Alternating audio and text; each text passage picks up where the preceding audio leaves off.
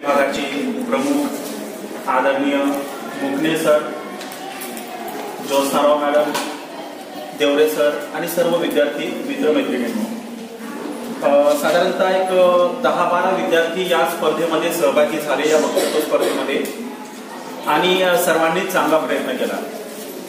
जे सहभागी झाले ना त्या सर्वांचं मी सर्वप्रथम अभिनंदन करतो, कारण या मंचावर येऊन बोलून जाणं ही सुद्धा खूप महत्त्वाची गोष्ट असते लक्षात।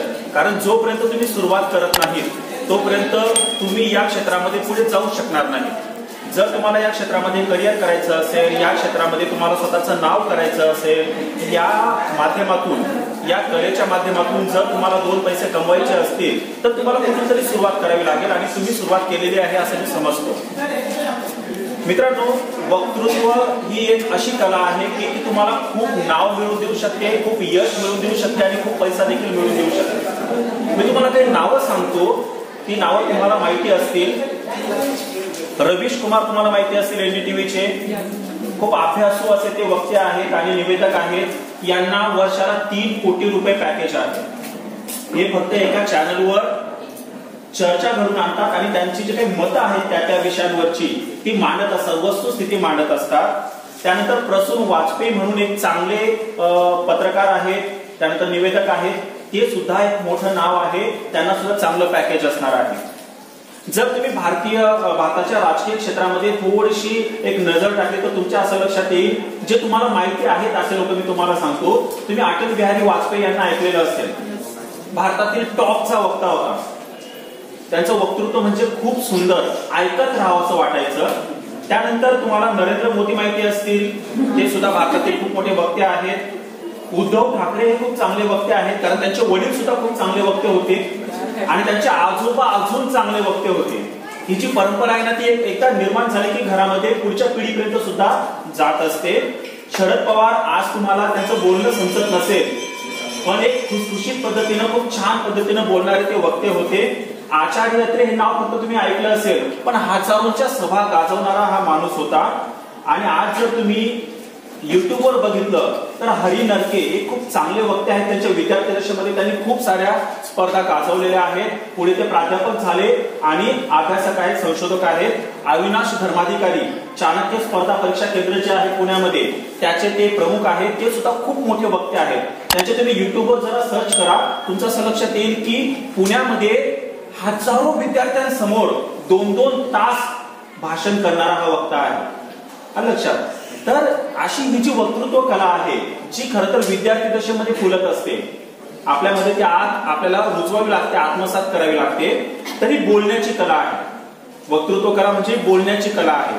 जेव्हा तुम्ही वक्तृत्व स्पर्धेमध्ये भाग घेता त्याच्या आधी एखादी जी काही स्पर्धा असते त्याची माहिती तुमच्यापर्यंत पोहोचलेली असते, त्याच्यामध्ये काही एक विषय असतात, ते विषय तिथं दिलेले असतात। 2 विषय असतील, 3 विषय असतील, त्यापैकी एक विषय निवडून तुम्हाला त्याच्यावर तुमचं वक्तव्य जे आहे ते करायचं असतं, बरोबर। आणि ते वक्तव्य साधारणतः 5+2 मिनिटांमध्ये असतं, 3+2 मिनिटांमध्ये असतं। या पद्धतीनं काही एक वेळ तुमच्यासाठी ठरवून दिलेली असते, काही वेळेस 7+2 मिनिटं सुद्धा असतात।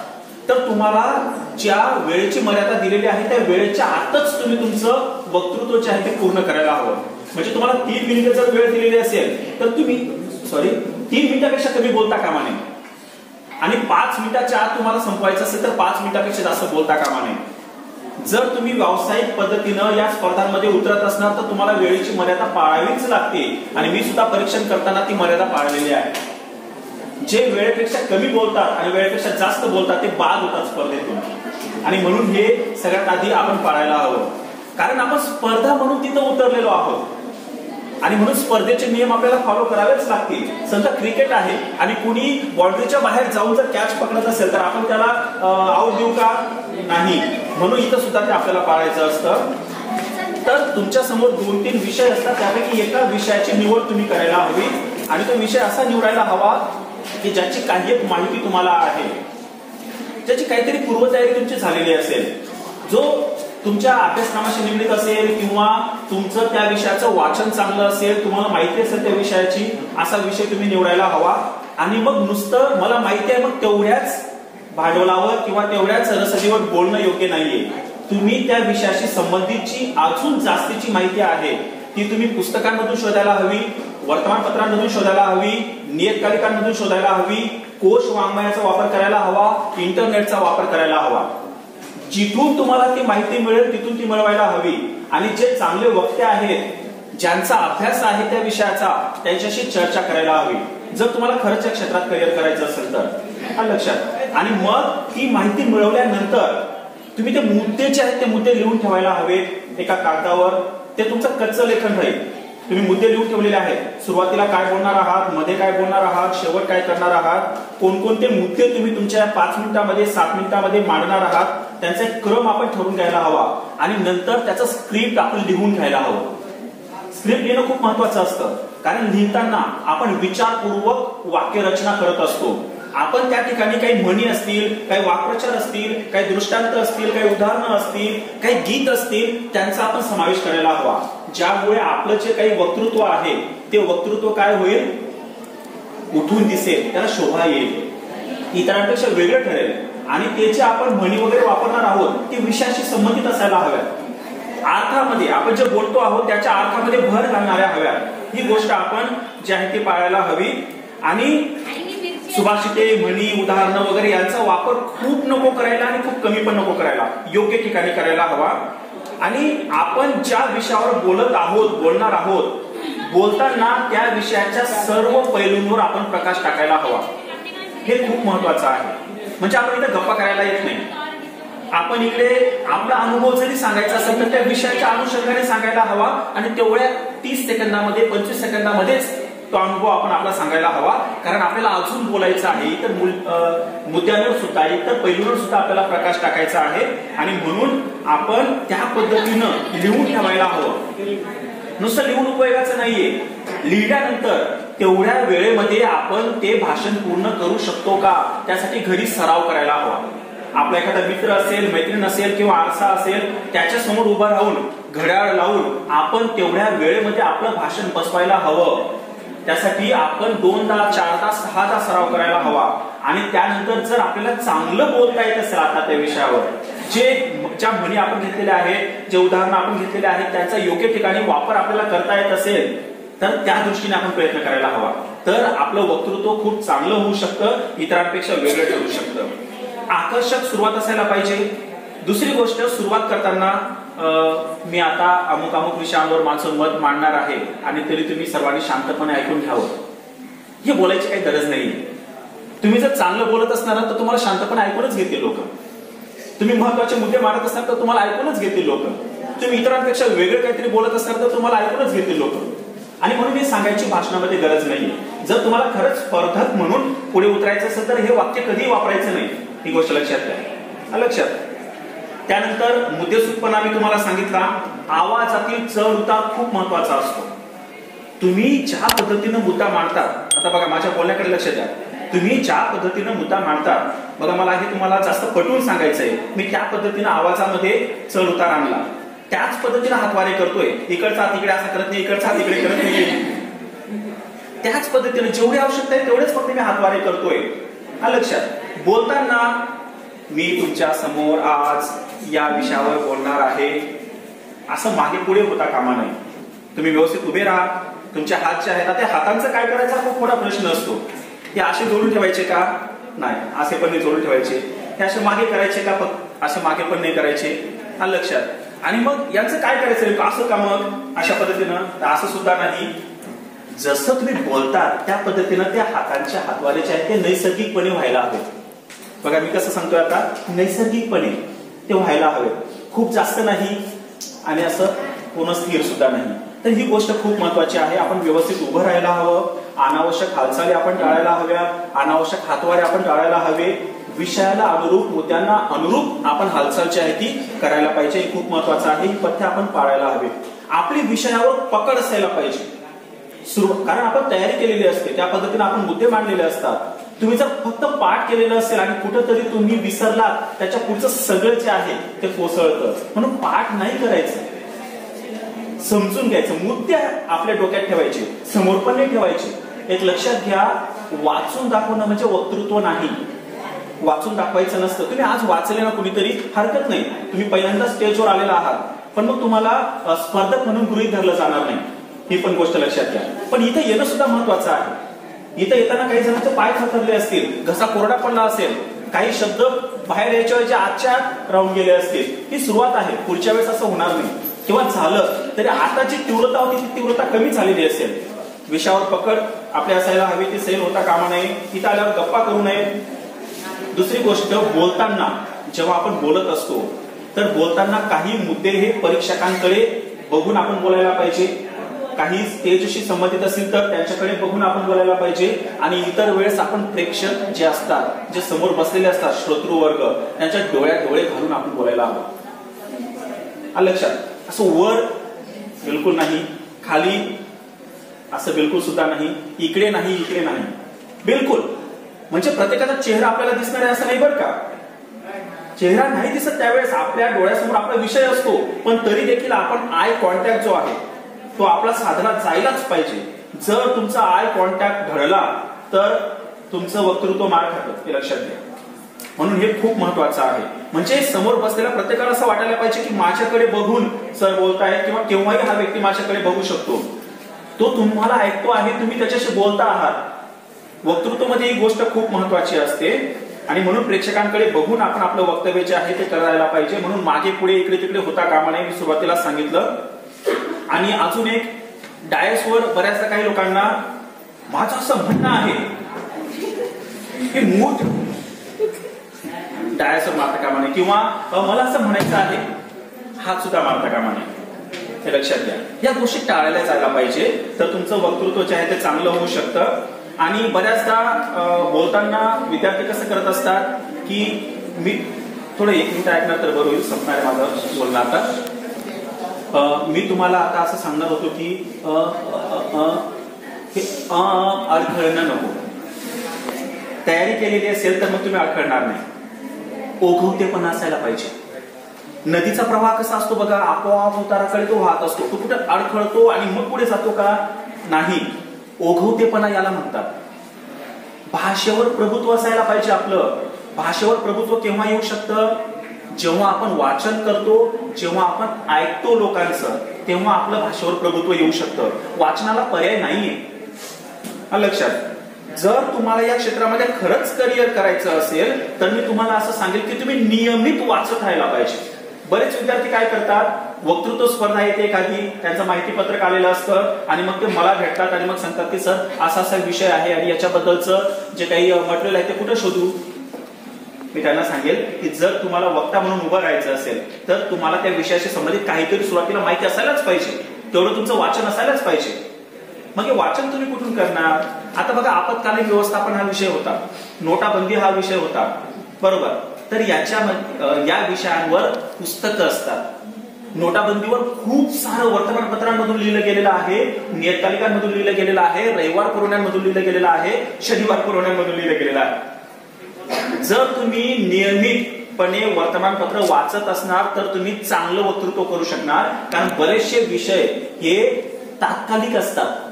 जे राजकीय, सामाजिक, शैक्षणिक, सांस्कृतिक क्षेत्रामध्ये घडत असतं तेच विषय बऱ्याचदा वक्तृत्व स्पर्धेसाठी दिले गेलेले असतात. साहित्य क्षेत्रामधील असतील ते विषय दिले गेलेले असतात. आणि म्हणून आपलं वर्तमानपत्रांचं वाचन हे दररोज असायलाच पाहिजे. आणि महत्वाच्या ज्या काही गोष्टी आहेत त्यांचं आपल्याकडे लिखित जे आहे ते कुठेतरी संकलन असायला पाहिजे. मग आपण तशी एक वही करायला हवी. तुम्ही चांगले वक्ते बघा, त्यांच्याकडे एक वही असते आणि त्या वहीमध्ये त्यांनी खूप साऱ्या नोट्स काढून ठेवलेल्या असतात. जसं नोटाबंदी कधी झाली, योग्यच तारीख सांगितली गेली पाहिजे, चुकीची तारीख सांगता कामा नये. वर्ष असेल जे काय असेल ते लक्षात. चुकीची माहिती दिली की मग तुमचे मार्क्स कमी होतात. म्हणजे मग तुम्ही अभ्यास केलेला नाहीये, तुम्ही इथे येऊन काहीतरी थापा मारताय, असं होता कामा नये. आणि म्हणून आपल्याकडे ते असायला पाहिजे. म्हणी ऐनवेळेस गोळा करायचे असतात का हो? म्हणी वाक्प्रचार नाही. तुमच्याकडे वहीमध्ये ते कलेक्शन असायला हवं. त्याच्यापैकी आता या स्पर्धेमध्ये हा विषय निवडल्यानंतर मी कोणतं वापरायचं ते तुम्ही निवडायचं असतं. म्हणून आपल्याकडे कायमस्वरूपी एक वही असायला पाहिजे. त्याच्यामध्ये पुस्तकांमधून किंवा मी जे जे तुम्हाला सांगितलं त्या ठिकाणी जे आलेलं असेल, तुम्हाला योग्य वाटत असेल ते लिहून ठेवायला पाहिजे. आणि एक अजून सर्वात महत्वाचं, जर तुम्हाला चांगलं क्रिकेट खेळायचं असेल, त्यात बॅटिंग करायची असेल, तर तुम्ही चांगल्या बॅट्समनची बॅटिंग नेहमी बघत असतात.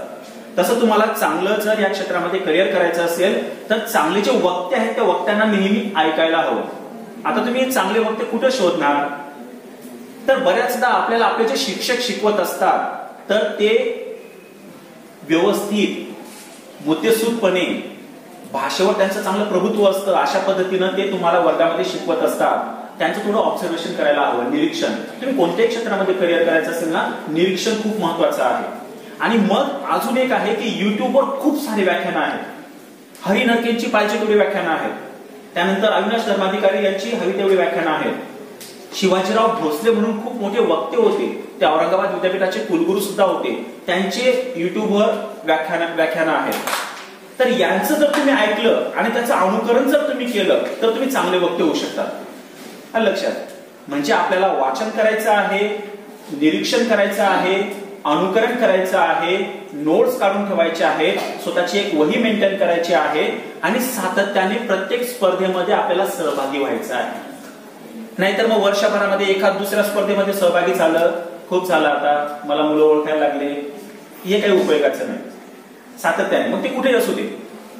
माझ्या ओळखीचे काही असं असे मुलं आहेत, मुली आहेत की ज्यांनी 15-15, 20-20 हजार, 50-50 हजार रुपयाची बक्षिसं जिंकलेली आहेत.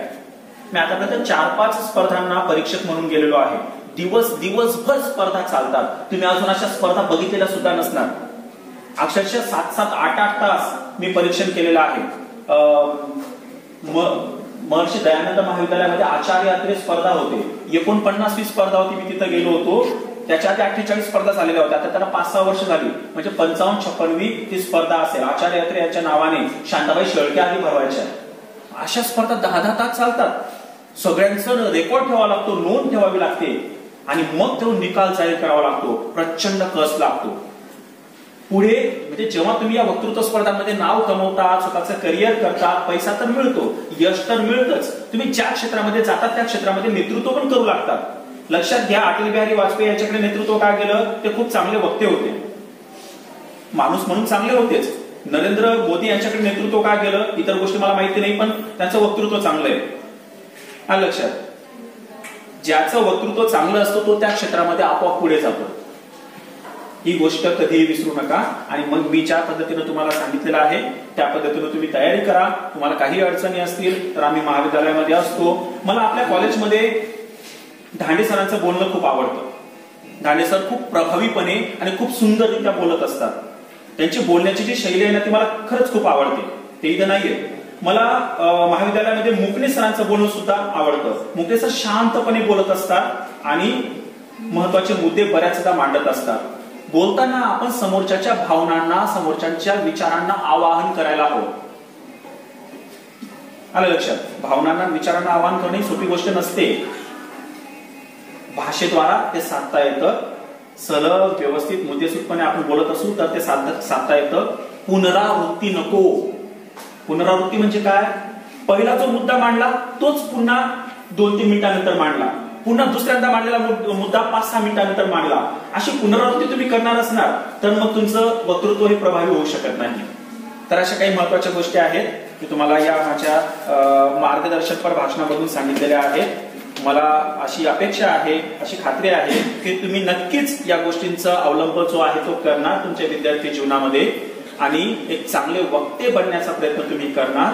त्यासाठी एक चांगला विद्यार्थी तुम्हाला बनावा लागेल, एक चांगला वाचक तुम्हाला बनावा लागेल, एक चांगला निरीक्षक तुम्हाला बनावा लागेल. तर तुम्हाला ही कला नक्कीच साध्य होऊ शकते अशी मला खात्री आहे. शेवटचा एक मुद्दा सांगायचा राहिला जो सांगणं खूप गरजेचं वाटतं मला. तुम्ही जर मराठीमधून बोलत असणार तर तुम्ही मराठीमधूनच पूर्ण वक्तृत्व करायला हवं. तुम्ही हिंदीमधून बोलत असाल तर तुम्ही हिंदीमधूनच पूर्ण वक्तृत्व करायला हवं. एखादा शब्द आला मराठी किंवा इंग्रजीचा तर चालेल, पण तुम्ही मराठी पण बोलत आहात, काही वाक्य इंग्रजी बोलत आहात, काही वाक्य हिंदी बोलत आहात, असं वक्तृत्व नसतं. हा पण एक मुद्दा नोंदवून ठेवा. आलं लक्षात. हा एक मुद्दा माझ्याकडे राहिला होता. म्हणजे मराठीमध्ये सुरुवात केली ना मस्तपैकी मराठीमध्ये बोला, हिंदीमधून सुरुवात केली ना मस्तपैकी हिंदीमध्ये बोला. पण अजून एक असतं, काही स्पर्धांमध्ये मराठीच सांगितलं असतं तर तुम्हाला मराठीच बोलावं लागेल.